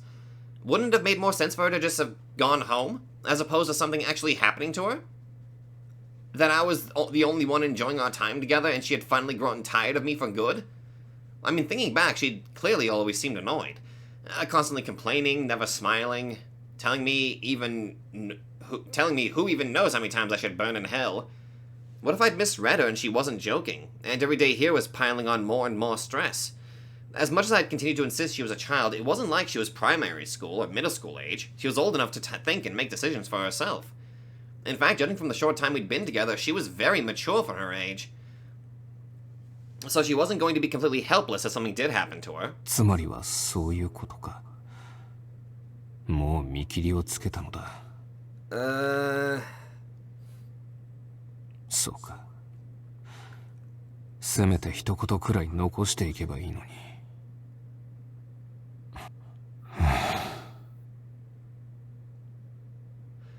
I wasn't so much angry as I felt bummed. I tossed the movie I'd bought over lunch onto the counter, then collapsed onto the couch. She'd always sat right here in this spot. She was small, barely took up any space, but the hole left in her absence felt larger than life. The room was uncomfortably quiet now, It felt like the temperature had dropped several degrees as well. もともとこれが正しい状況だったではないか。何を気落ちしているのだ、バカめ。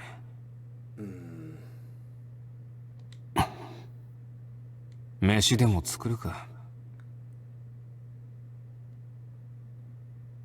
Huh.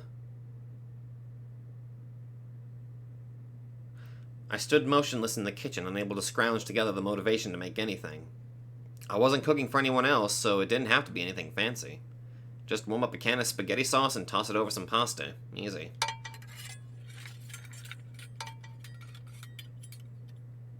今、扉の開いた音がしたか。あら、もう帰っていたんですね。There 一人 she 分だけ is. 先に作るつもりですか。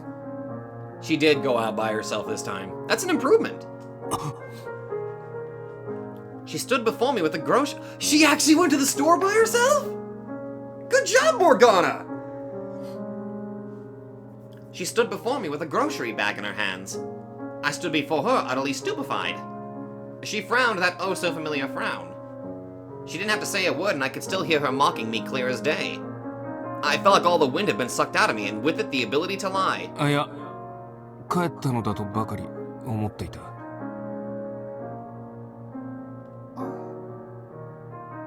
帰ったじゃないですか。今。Oh, she considers this home. We weren't on the same page. I seem to think that by home, I meant...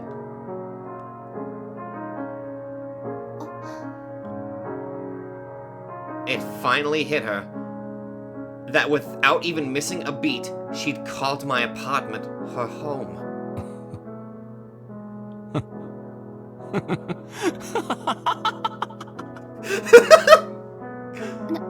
何笑っているの？いきなりそんな楽しそうに。言い間違えただけですからね。Oh. Oh, that hits me right in the heart. Oh. わかっている。わかっているさ。もうまだ笑っているし、変な人なんだから。ああ、そうだな。すっかりおかしなやつになっちまったみたいだよ、僕は。僕？ Oh.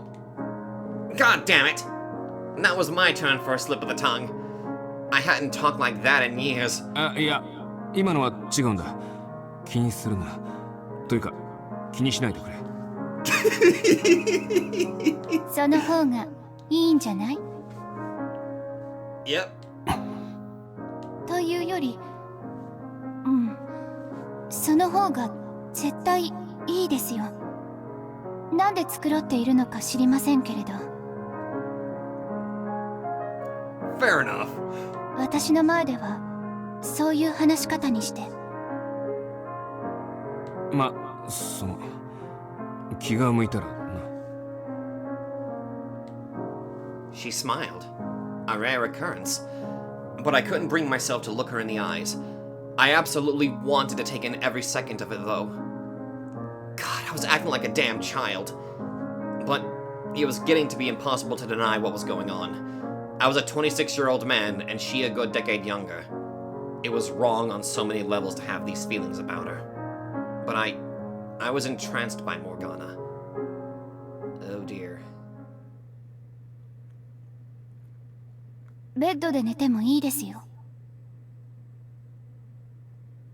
I was getting ready to head to the living room for bed when Morgana interrupted me. Did this girl understand the meaning of her words? She was telling me I could sleep in the same bed as her. ずっとソファーで寝ていたら疲れるでしょう。それに、私にそういう気は起きないんですよね。Oh dear. そういう気が起きる起きないの話じゃない。同じベッドで寝るのは良くないだろう。いろいろとまずい。No matter the circumstance. Good. 理屈になってないと思います。理屈になってなくてもまずいものはまずいのだ。Thank you. 私としてはあなたが疲れた顔で出勤する方がまずいと思います。やっぱり寝起きが少し辛そうでしたから。なんだ君、意外と私のことを見ているな。だったら君がソファーで寝ればいいだろう。嫌です。私ベッド派なんで。You are making this incredibly hard to deal with, you know. Yes, and I'm enjoying it. なんだそれは。まあソファーで寝たいと堅くなにおっしゃるのならそれでいいと思います。じゃあおやすみなさい。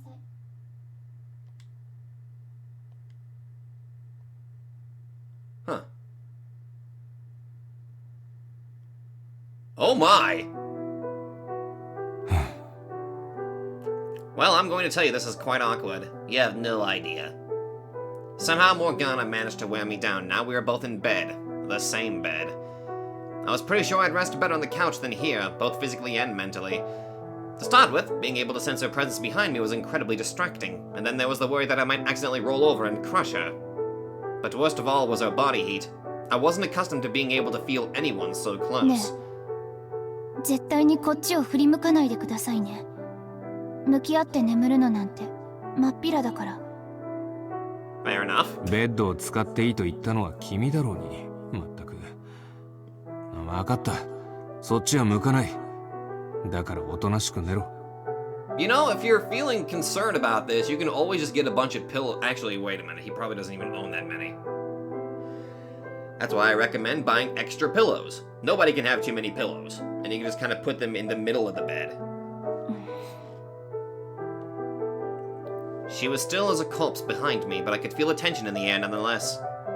What was she getting worked up about? Jeez. The longer the silence continued, the more uncomfortable it grew. I sighed, letting it hang in the air before breaking it with a, "Hey." She lurched slightly at the sound of my voice. Then, after another brief pause, she responded with a, "What?" 眠れないようなら少し話でもしないかと思ってな。別に構いませんけれど。何の話をするつもりなんですか？そうだな。いい加減聞かせてくれないか。どうして家出をしているのかを。Is she, though, is the question. そんなに気になるの？当たり前だろ。私にああだこうだと助言をしたいから？そういや、2週間前に出かけた時、カフェでそんなことを言ったな。あの時は本音は言えなかった。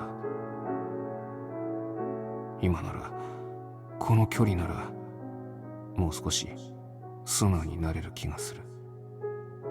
Can you, though? 君にも、もう少し優しくできるような気がする。君のことが気になるからだ。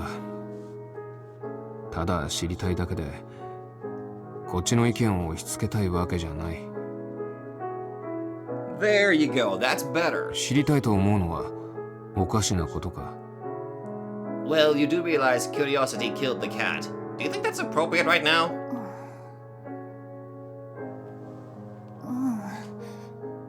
でもよくある話よ。面白くもない。Really? 面白さなんてかけらも求めていない。ねえ、あなたは神を信じていますか？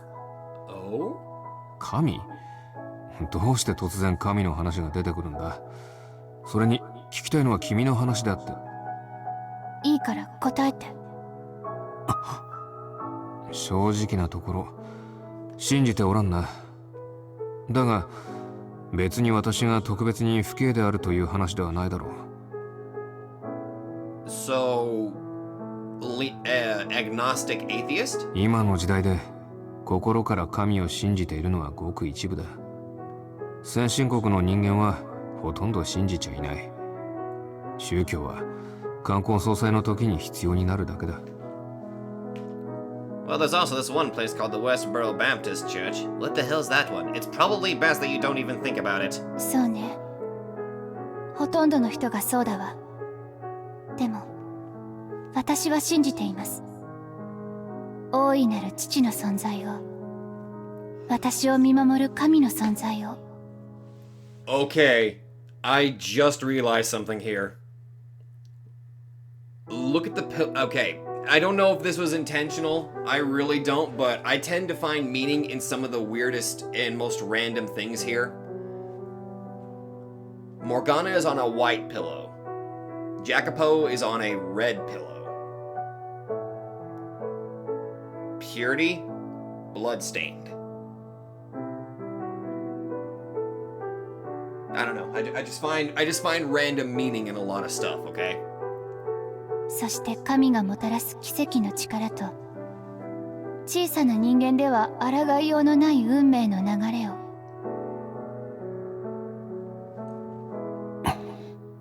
神を愛する心は、かつてはそれこそが正しく、逆に信仰心のないものは罰せられ、火に炙られました。でも今は逆ね。神を心から信じていると古臭い人間だと思われるわ。下手をすれば偏った思考を持つおかしな人間だと思われることもある。 And to be fair, there's nothing wrong with being religious as long as you're not trying to ruin other people's lives because of it, you know? Or just trying to force your beliefs on somebody, you know? You're free to practice that.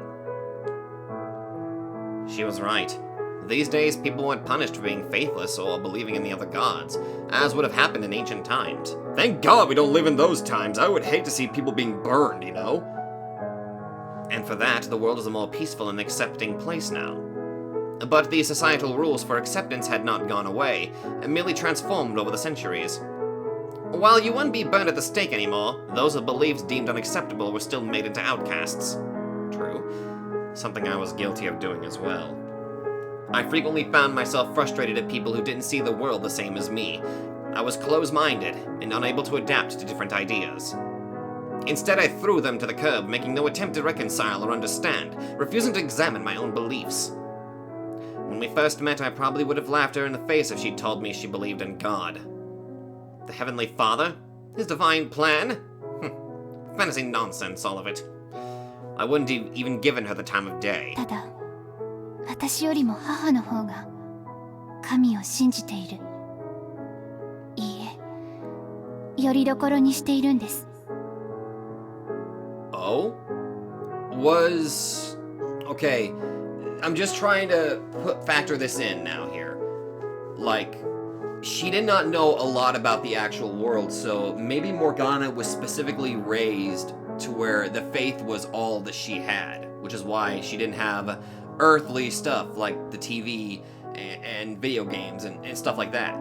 If I had to gander, I guess. 顔も知らない実の父の話はしたでしょ。両親が離婚してから母は随分と荒れていたようなんです。Oh.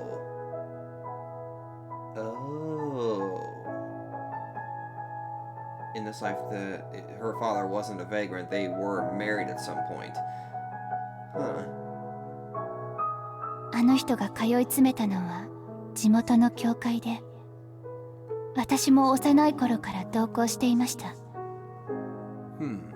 母にとって教会はとても身近な存在で、孤独を癒す場であり、救いの場でした。そして私にとっても身近な存在で、倫理を習う場であり、懺悔の場でした。懺悔？その頃はまだ子供だったんだろ？一体何に対しての懺悔だ？そんなもの必要ないだろ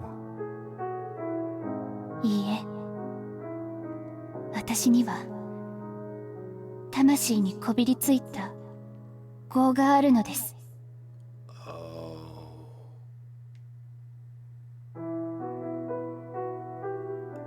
Excuse me. What? 私の魂は神の裁きを受けないままこの世に降り立ってしまったがために前世の汚れを持ったままなんです。 There we go. だから私は前世の過ちをこの世界で償い続けなければならない、そう言われました。なんだそれは。それをまさか神父が言ったとでも言うのか。いいかモルガーナ、君が何を信じようが自由だ。今時珍しいくらいの敬虔な信者であろうとも文句は言わん。だがそればかりは否定させてもらうぞ。前世の過ちを現世で償うなど馬鹿げている。前世そのものがオカルトだというのに、そんなものに生き方を縛られるつもりか。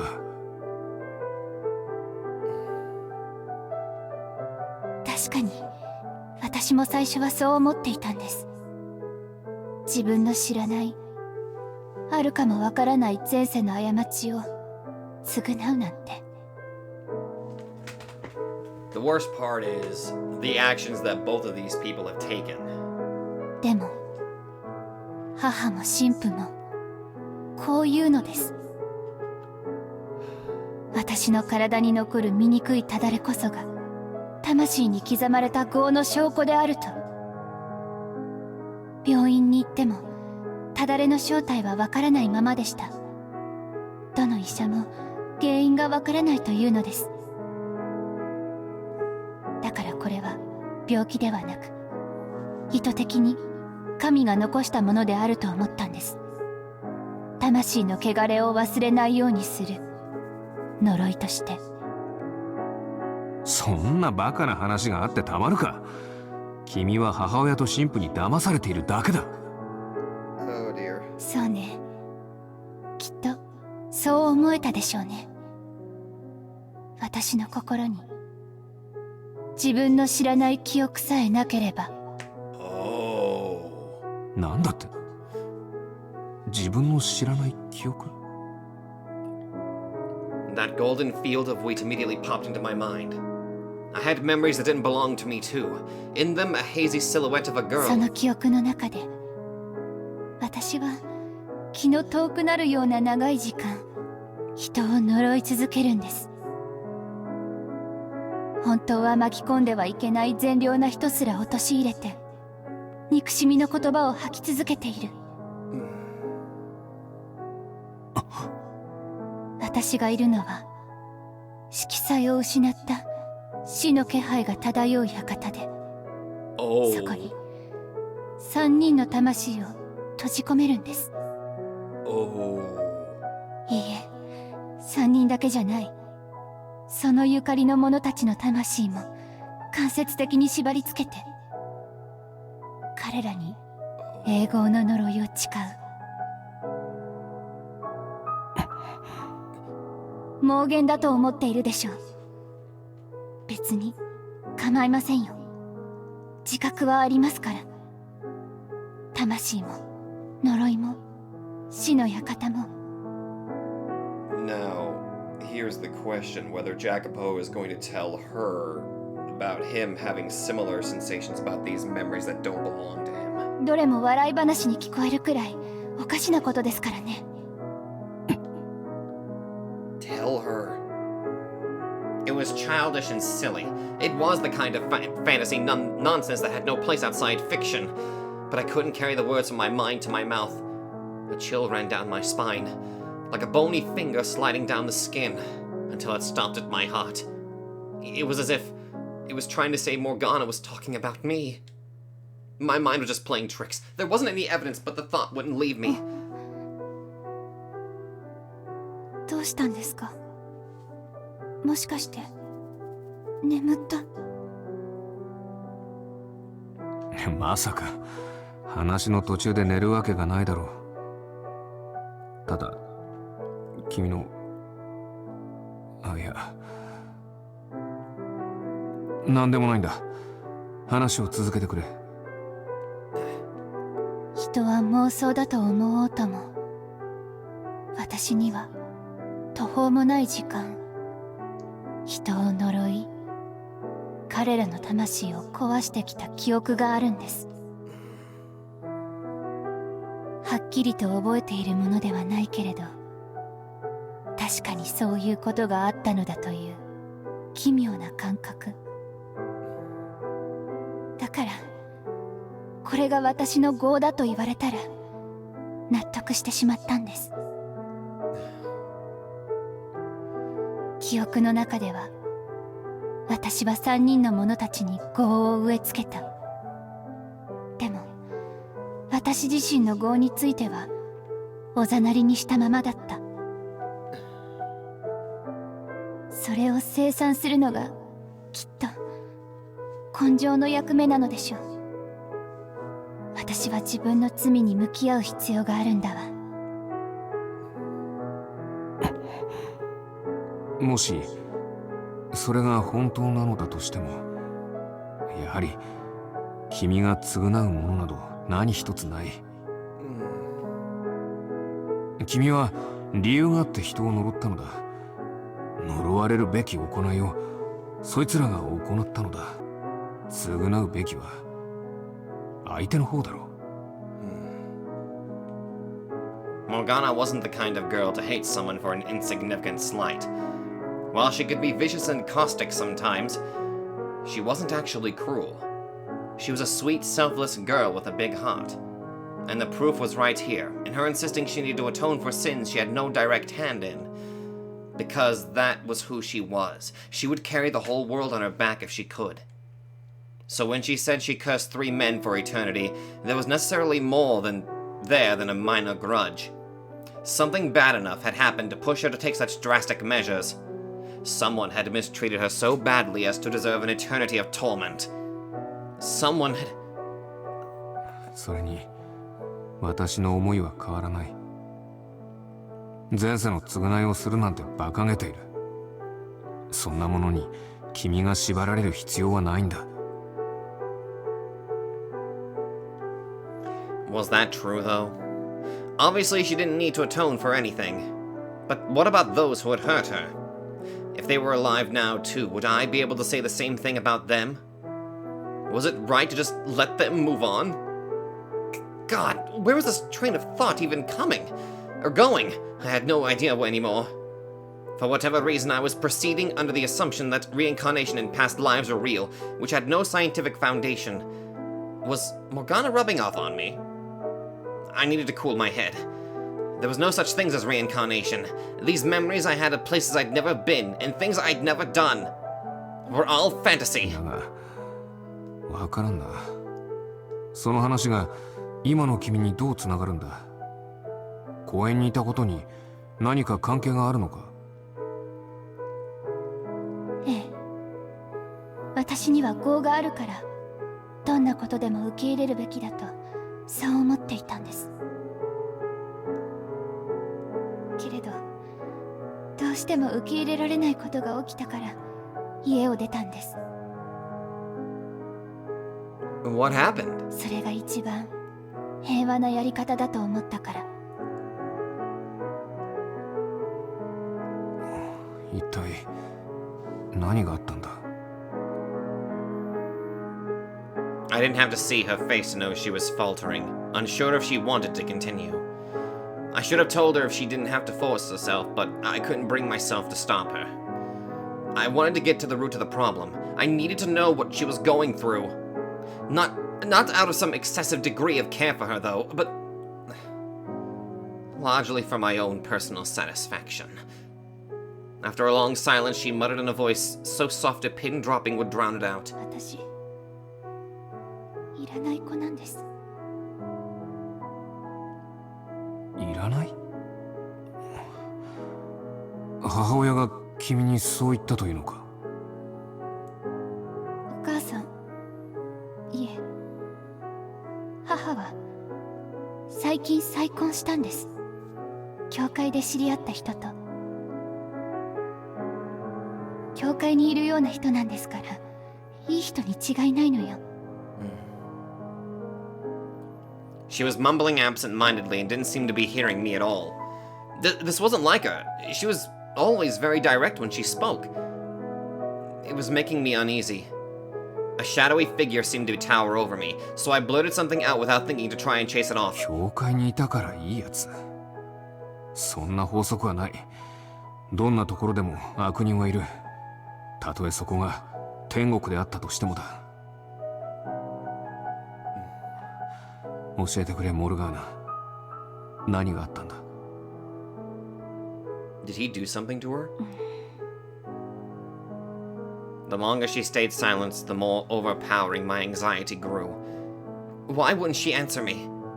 Why wouldn't she tell me? A black fog swirled around me, slowly filling the room. A black poison coursed through my veins, infecting my entire body. 答えられないようなことをそいつにされたのか。 Please don't tell me that happened. Boundless rage swelled up within me, too great for me to restrain. もしそうならそいつを I'll fucking kill him. 安心してください。あなたが考えているようなことは Oh, 何 thank もない God. わ。殴られたこともおかしなこともされていません。 Oh, thank God. You had me legitimately worried. Extremely. And just like that, she pacified the hatred rising within me, leaving me aghast at my own reaction. Had I just seriously entertained the thought of killing a man? And for what? Because I jumped to the worst possible conclusion? A completely baseless one at that. I wasn't being reasonable. I was acting like a feral dog. I was seconds from ripping a man's throat out for setting foot in my territory. It was absurd. It didn't matter how enchanted by her I was. That wasn't reason enough to murder her stepfather. I'd like to hope I at least had that much of my sanity あ intact. の人にはただ正論を言われただけ。正しいのは向こうで、悪いのは私です。 What did he tell you? 言葉を濁すのはやめてくれ。本当に正論を言われただけなら君は今こんなところにいないはずだ。そうかもしれないわね。彼は私のことが気持ち悪いと言っていたわ。この声も目も態度も、そして醜いただれも。 And this bastard is marrying your mother? He can go die in a fire. 私を構成する何もかもがあの人にとっては吐き気がするほど不気味なんだそうです。 You can't control your appearance when you're born. あの人が一緒になりたかったのは私の母だけですから、私のことは邪魔だったのでしょう。だから余計目障りなのだと思います。 And does your mother care more about him than she cares about you? Because if that's the case, then you don't need to be in that family dynamic. And honestly, it would make a lot of sense as to why she hasn't even tried to find you at this point. Because she cares more about being in a relationship with that man than she cares about her own daughter. それか生理的に受け付けないだけなのかもしれないけれど、何度も言われたわ。生まれてくるべきじゃなかったって。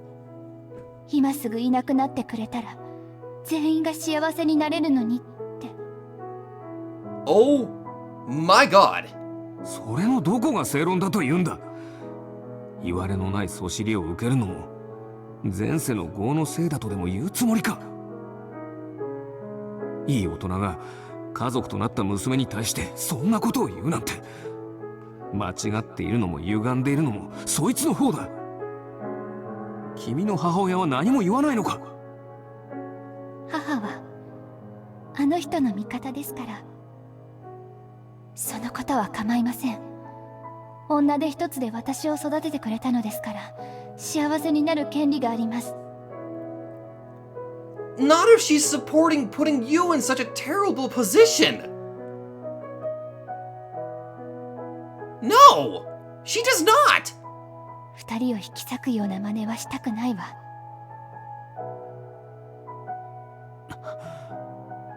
母親ではなく君が幸せになる権利もあるだろうが。 Thank you, Jacopo. 己の幸せよりも他者の幸せを願う方がよっぽど尊い行いです。神はそれを望んでおられます。 That doesn't mean you should torture yourself like that. そんなものくそ、私に対して地獄に落ちろと言えるくらいなんだ。そいつらにだって毒を吐けるだろう。なんで一番罵倒すべき相手を守ろうとするんだ。家族だから。 Family doesn't treat each other like that. Being family doesn't give you a free pass to do whatever the hell you want, and someone being family doesn't obligate you to love them. Of course, the church wasn't going to agree with me. You were supposed to unconditionally love your family, even if they weren't showing you any love in return. I would have taken the caustic, venom-tongued Morgana over this meek, self-sacrificing side absolutely any day. 君は否定するだろうが、それは虐待と同じだ。たとえ暴力がなくとも、言葉だって同じように傷を作る。君は今いくつなんだ。20歳だとか答えずに今の本当の年齢を教えてくれ。16。 16. As I suspected, she was a full decade younger than me, but having actual confirmation made it that much more real. It sickened me that a 16-year-old girl had to live like that. She was at an age where she still needed her parents, and yet neither of them were there for her. 高校はどうしている？家を出る前はちゃんと言っていたわ。一度も遅刻したことはなかったし、休んだこともなかった。わかった。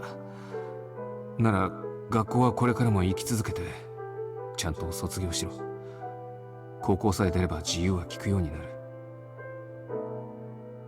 そしたらすぐに家を出るんだ。そのふざけた養父もそれを望んでいるんだろう。だがな、私がこんなことを言ったのは決して家族のためじゃない。君のためだ。そんな養父のために人生を無駄にすることはない。でも自由になったって何をしたらいいか分かりません。 Well, if I were in Jacopo's position at this point, which I hope, I mean... Technically, he could lend you his home until you can find yourself a stable job, you know? あなただって知っているでしょう。私、世間のことをほとんど知らないのよ。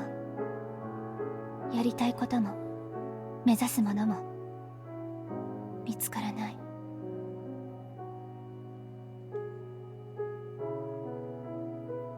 そんなことはこれから見つければいい話だろうが、今までは誰も君に広い世界を見せてこなかったみたいだが、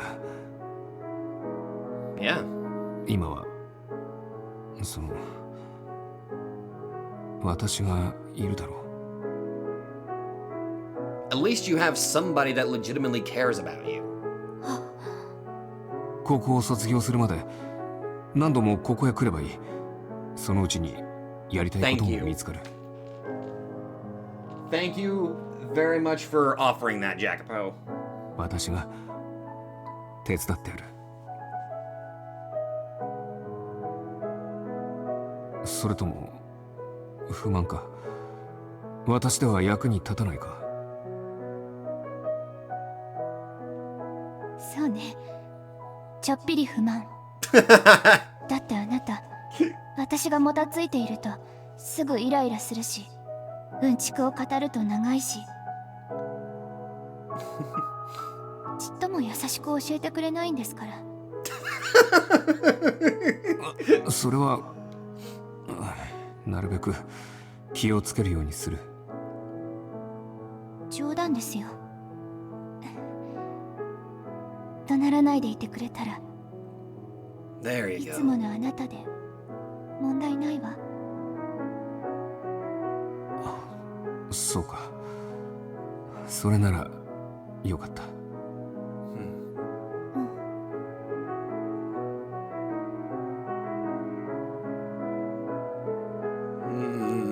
私初めて知ったわ。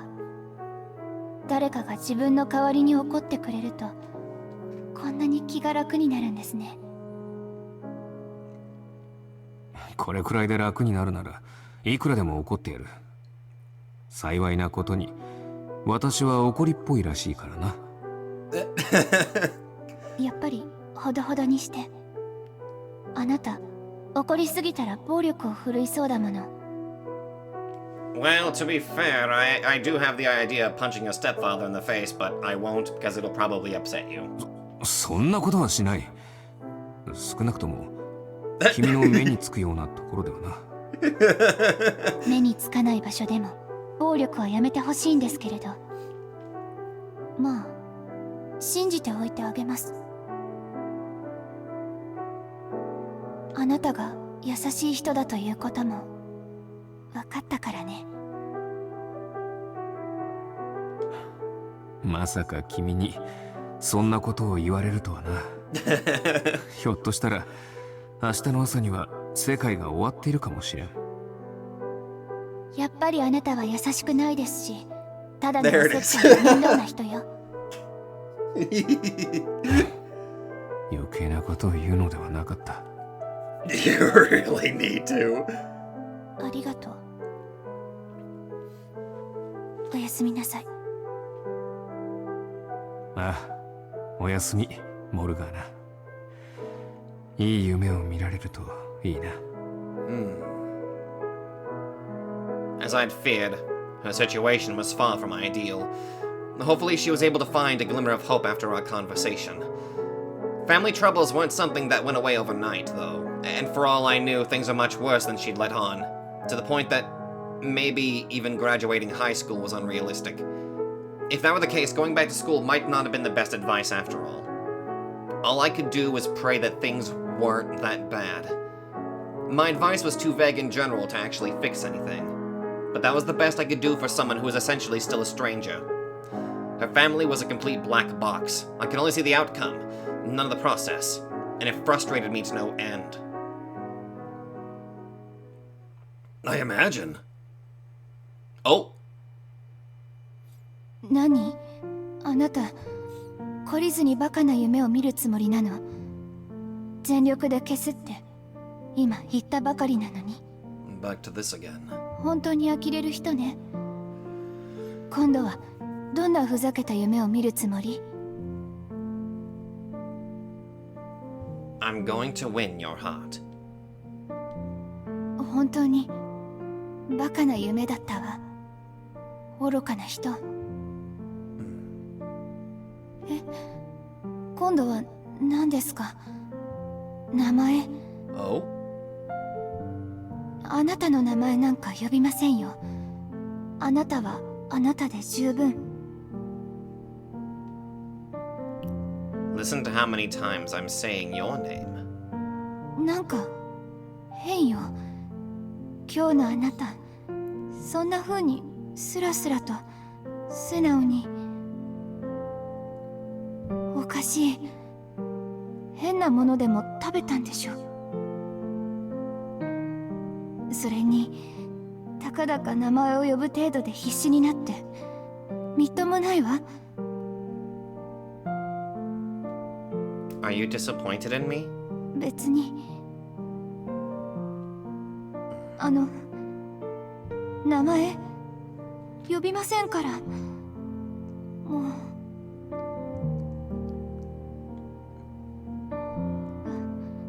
う話題を変えましょう。そんな風に黙られたら困ります。楽器。そう、楽器の使い方を今度教えてください。どうしてって私が知りたがったらおかしいですか？まあ確かにおかしいかもしれませんけど、私何も知らないから。普通の生活の楽しみ方だから、少しずつ教えてください。物覚えが悪くても怒らないでくださいね。あなたは本当に短気なんだから。そうね。もっと早くにこうできればよかったのかもね。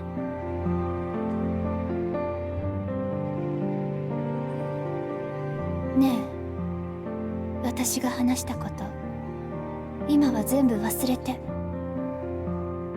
だってこの世界では何も悪いことは起きていないのでしょう。今だけは私も愚かな夢の続きを見たい。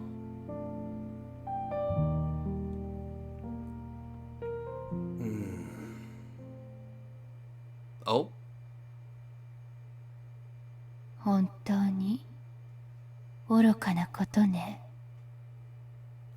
夢はいずれ覚めるものよ。そしてその夢が幸福であればあるほど真実は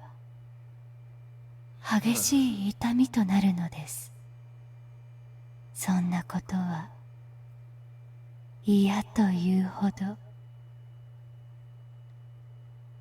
Huh. That was a... Alright.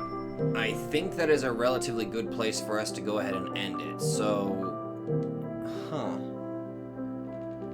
We actually had ourselves a relative... Also, I just realized the two save spots that I got, they're basically the exact same picture. But, interesting. We learned a little bit more about Morgana's actual life in this new reincarnated one. And... well, this time she's 16. But... it was, well... I do stand by what I said initially concerning her family life. I do stand by that. And I am kind of glad that Jacopo did offer her, you know, that whenever she gets the chance to move out, that she can rely on him to help her get her own life put together, you know? I'm grateful that he did that. I'm very happy that he actually did that. That was a very emotionally driven moment right there. And I'm kind of wondering how this is going to move forward. I mean, the stepfather, he can go suck a dick for all I care with the way he's treating Morgana, and the fact that her own mother is not even trying to stand up for her, which, God bless, just, damn her. She does not deserve happiness if it sacrifices the happiness and health of her own daughter.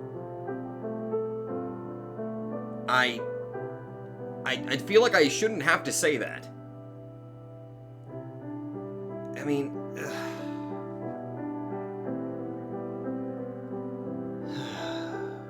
However, we are getting moments where the memories are starting to continue and the entire scene is almost fully played out, so it makes me wonder what's going to happen when the dream of that world that Jacopo created, the world which both Jacopo and Morgana are able to have dreams about. I wonder what's going to happen when they get to the last part of that. It really makes me wonder what's going to happen. But other than that, my heart. I apologize if there was a bit of an audio discrepancy. I don't know what the hell happened, but thank you all very much for watching, and I will see all of you guys in the next video. Holy crap. This thing tears at my heartstrings.